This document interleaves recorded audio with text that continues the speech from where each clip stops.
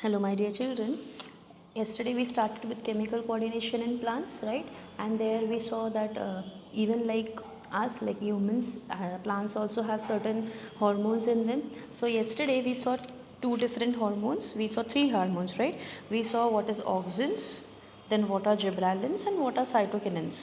Now today we are going to see what is ethylene and what is abscisic acid. Now when we are talking with ethylene, ethylene is the only hormone which is a gas at ordinary temperature. Okay, this is a particular kind of a gas at ordinary temperature. Now ethylene is or ethylene, whatever you want to call it as, ethylene is produced in fruits and it remains in the same fruit.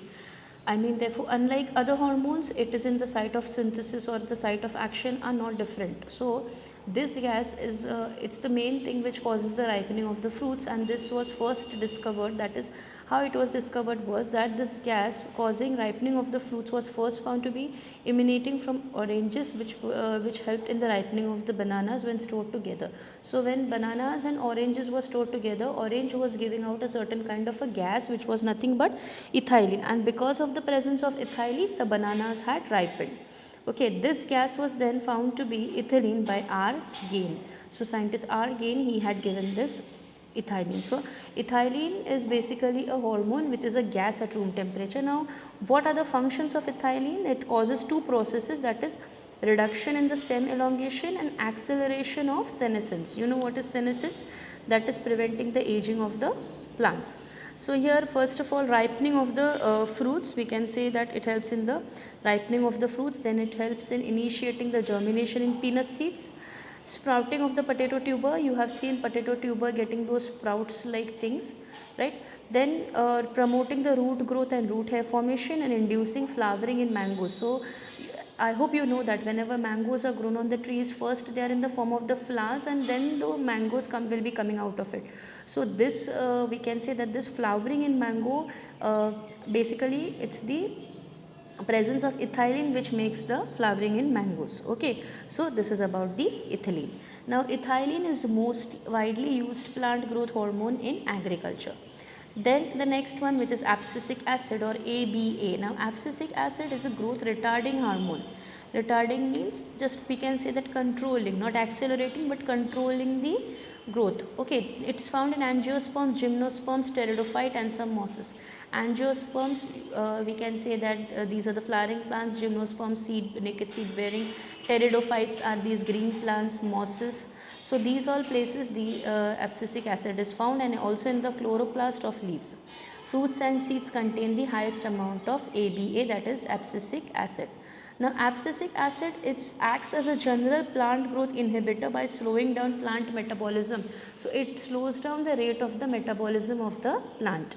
Then secondly, ABA initiates seed germination, so it helps in the germination of the seed and inducing seed dormancy, and thereby helps to seed to withstand desiccation, that is extreme dryness, and other factors unfavorable for the growth as opposed to gibberellins. So ABA, we can say that it induces seed dormancy. Seed dormancy means the seed will become into a dormant state or in an inactive state when there is extreme dryness climate, or there is some we can say some external changes. So because of the presence of ABA, it will be doing these things, that is it will be inhibiting seed germination and development, also inducing seed dormancy in extreme environmental conditions.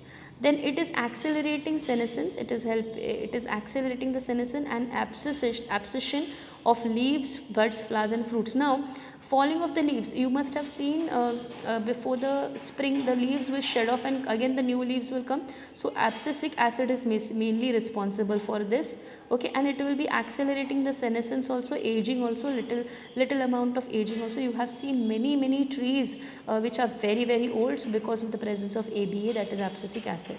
Then it stimulates the closure of the stomata in the upper epidermis, right? The stomata are be protected by the guard cells, and the guard cells are controlling the opening and the closing. So here ABA will be stimulating, it will be helping in the closure of the stomata and increasing the tolerance of the plant in various kind of stresses. Yes, plants also have such certain kind of stress. Stress can be anything. It can be the more the rate of transpiration and all that. So therefore this abscisic acid acts like a stress hormone. So in general we have 5 different hormones which we have studied in this lesson. So one by one there's a small table which is there. Auxins we studied first one. Auxins, what is it doing? It is synthesizing primarily in shoot, apical meristems and young leaves. It's present in the apical meristems and the young leaves. Then gibberellins, where they are present, they are also present in the meristems of apical buds and roots. Cytokinins, they are in roots and transported to the other organs. Ethylene, it's a gas, it's present in senescent leaves and flowers. Abscisic acid is synthesized in green fruits and seeds at the beginning of the wintering period, as I told you, helping in the falling of the leaves. Then auxins are promoting cell elongation, suppressing the growth of the lateral buds and delaying the fall of leaves, and inducing the formation of parthenocarpic fruits, which we already have done. This function helping in stem elongation, breaking the dormancy of the seeds, and delaying senescence and inducing parthenocarpy. Here this will be stimulating cell division, cell enlargement, preventing the aging, inhibiting apical dominance, okay, like the auxins.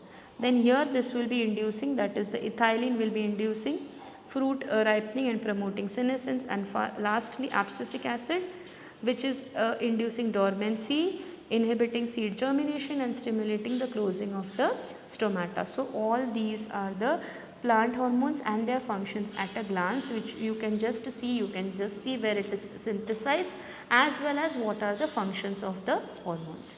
Now we are going to go to the next part of this chemical coordination in plants, which is called as the tropic movements in the plants. Now there are some kind of movements which are taking place in the plants. So what are the stimulators, or who is stimulating these movements?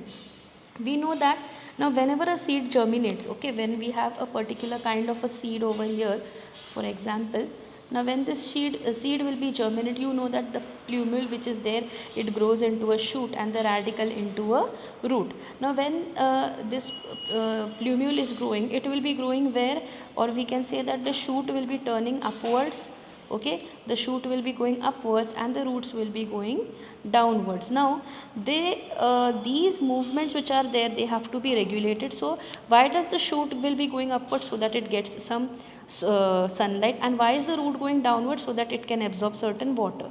Now these movement of the parts of the plant are these are taking place due to a, we can say that they are taking place due to a stimulus, and a proper response is given to this stimulus. Okay, a proper response is given. So this roots, the growth of the root and the shoot should be grown in a proper direction. So these movements of the parts which are there, they are some stimuluses which are given. Because of this stimulus, this is taking. Now why is this going upwards? Why is the shoot going upwards? Just to have the sunlight and then undergoing the process of photosynthesis. Why are the roots going downwards? Just to absorb the soil and then having the process of absorption. So this movements are given a stimulus. So the direction of this response, okay, so the direction of the response is related to the direction from which the stimulus comes, and such a response is known as tropism. So what is tropism? It will be that somewhere or the other we will be getting some the term tropic will be coming from the Greek word, which is saying that the growth movements which are occurring in the response to unidirectional external stimuli in the plant part are called as tropic movement. So here a response will be given to the stimulus, right? Direction of the response in the related direction which is in which the stimulus comes is called as tropism. So term tropic comes from the Greek word is to turn. So just sunlight came, the sunlight is here, plant going upwards, so it's a called as tropism, and this is called a tropical movement. So growth movements occurring in response to unidirectional external stimuli in the plant part are called as tropic movements. They are called as tropic movements. So first tropic movement which we will be seeing is phototropism. Now as the name suggests, phototropism means what? Movement towards the light. You must have seen plants moving towards the light, right? So here plants grow in the light, illuminating them from all the directions grow more or less upward. Obviously whenever the plants are exposed to sunlight, whenever they want to go near the sunlight, they will be moving in upward direction only. The plants will be moving in upward direction. But if the light is brighter on one side of the plant, than the another, then the shoot of the plant will bend towards the increased light, and the roots, if they are exposed, will grow away. So we'll take the example again here. Now this shoot which is there, it will be facing towards the sun. Okay, this shoot will be moving upwards, so it is moving upwards, so we call this part as, we say that it is called as the positive. What is it called as? It is called as the positive phototropism. Okay, why? Because it is going upwards towards the plant, and this is going downwards immediately, so we will call it as negative phototropism. So we can say this is positive tropism, this is negative phototropism or phototropic. So the response has a clear survival. It helps to ensure that the shoots will receive as much as light possible, allowing it for the maximum amount of photosynthesis. So this is called as phototropism. Phototropism means that the plant will be growing upwards towards the light source, and that will be positive phototropic, and those with the roots which are going deep, penetrating into the soil, those are called as the negative phototropic. Now auxins which are there, they are playing a very important role in phototropism. Why? Because the auxins which are there, they are helping in the bending of the shoot towards the source of light by getting accumulated in the region of the shoot which is not facing the light. So these auxins will be produced in a region where the light is not facing, and this will be resulting, what will happen, this will result in the elongation of the stem cell elongation, which causes the shoot to bend towards the source of light. So auxins are responsible. So what are the auxins doing here? Now for example, if this is a stem which I have here, I have my stem, this part of the stem, say for example, is positive phototropic, this is not receiving the light, so auxins will be produced here, and they will be elongating their cells. This cell elongation will in return stretch this, and as a result, because of this, the stem will bend towards the light. So auxins are mostly responsible for phototropism. So I hope phototropism is clear to you. That is, the phototropism is nothing but the bending of the light towards the sun, the movement of the lights towards the movement of the plant towards the light. So here you can see how the plant has been bended, and then you can see that can you think of an advantage that plant gets from bending towards the light? It's obviously what? Photosynthesis. Then we have geotropism. Okay, I hope phototropism is clear. Let's go to the next, which is geotropism.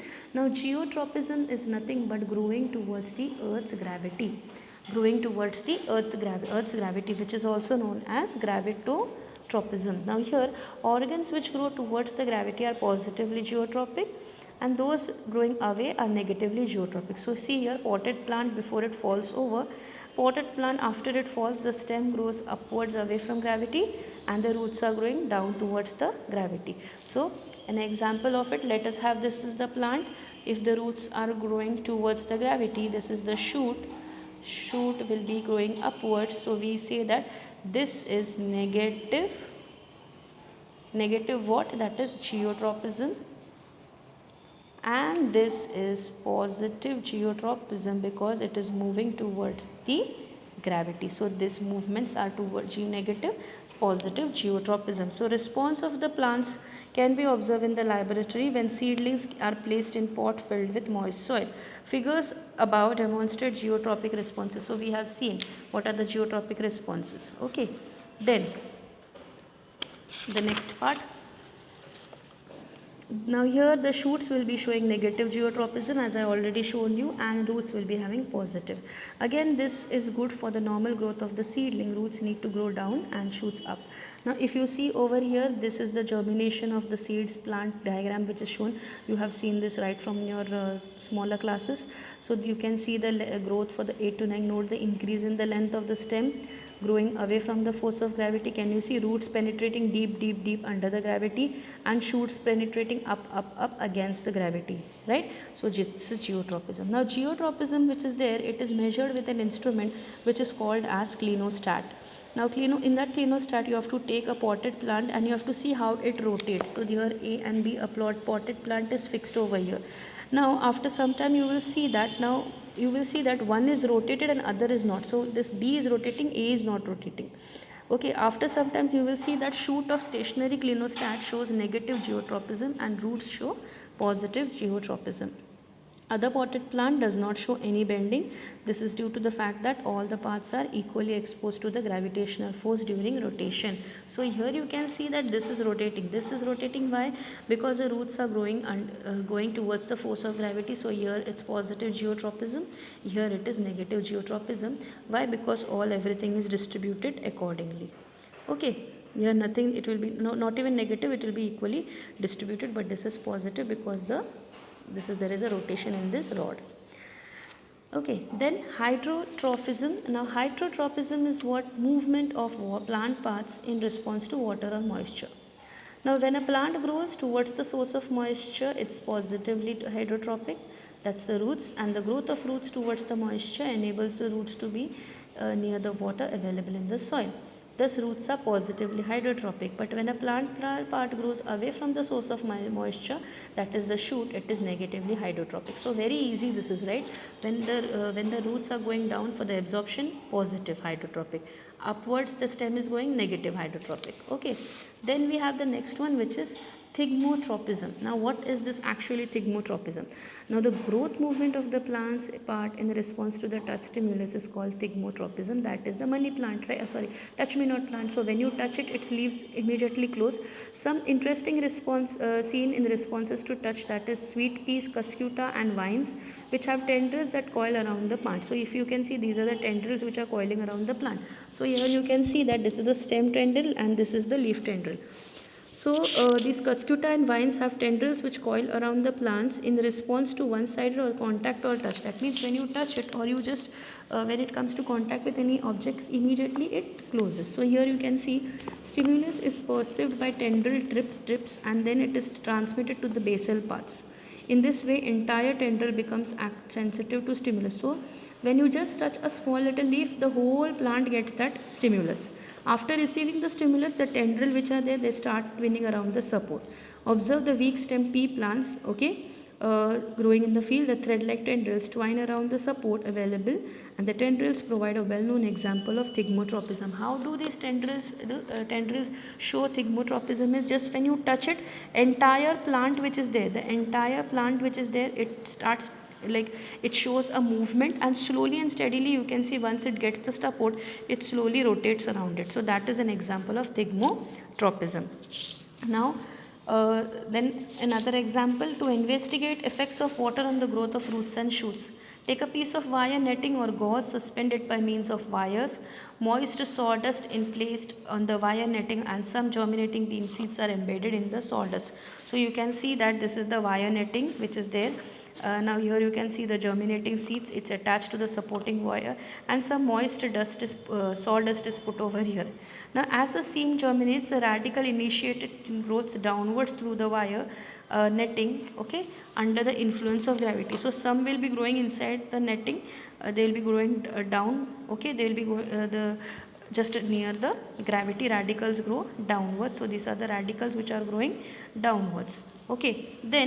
But soon they start growing upwards towards the moist sawdust, which is the only source of water. In doing so, they grow against the force and the shoot grow upwards all the time. So here you can see in these are there. First the radicals are grown downwards. After sometimes you will see that they are shooting upwards. Why? Just because for the absorption of water. So this experiment shows that roots grow towards water, shoots don't grow. So as the roots are growing, okay, for the roots water is more effective stimulus than gravity. So roots will be growing over here towards the water rather than that of the shoot, because roots need water. Roots have a more stimulus towards water than towards the gravity. Okay. Then the chemotropism, which is chemotropism is a phenomenon of growth in plant organs in response to chemicals. The movement of the pollen tube of angiosperms and gymnosperm towards sugar and peptones secreted by the neck canal cells of the female gametophyte is an example of chemotropism. So here you can see that will be a chemotropism by pollen tube. Chemicals will be secreted, that is sugar and peptones going towards the female gametes. The movement of fungi growing towards area richer in food is called chemotropism. Movement of tentacles in Drosera towards the source of nutrition is another chemotropic phenomena. That means what? the movement of the plants towards certain chemicals, in short we can say that. So that is called as what? Chemotropism. How? This pollen tube which is there, right, if you remember that on the stigma, right, on the stigma certain things will fall, I mean the pollen grains, and then they will make a pollen tube. Now this pollen tube itself has peptones and sugars which are secreted by the neck canal cells of female gametophyte. So movement of the pollen tube of angiosperms, chemotropism. And few examples are given of fungi and of tentacles of Drosera. Then sunflowers exhibit heliotropism, that is a fascinating phenomenon of young flower heads following the sun across the sky as it moves from east to west. This is because sunflower plant will be containing what? Auxins, right? Auxins which are sensitive to sunlight, and as a result they migrate from the part of the plant bathed in the sunlight in the shaded region of the stem. Auxins eventually stimulate the growth of cells in the shaded region of the stem so that the flowers end up bending in the opposite direction. So the part which I explained you here, the same thing, that is heliotropism. So here what will happen? The cells will be elongating by the production of auxins, and as a result will be reaching there, and there will be the bending of the sunlight. So heliotropism, it's a phenomena shown by the sunflower. So here we come to an end of this lesson 2. Now here I explained you what are the different hormones of the plants, as well as what are the different tropic movements, which is phototropism, geotropism, hydrotropism, thigmotropism, chemotropism and heliotropism. I hope that it's very clear with you. In case if you have any doubts, you can get back to me. We will be starting with human anatomy next time. Thank you children, and do take care of yourself.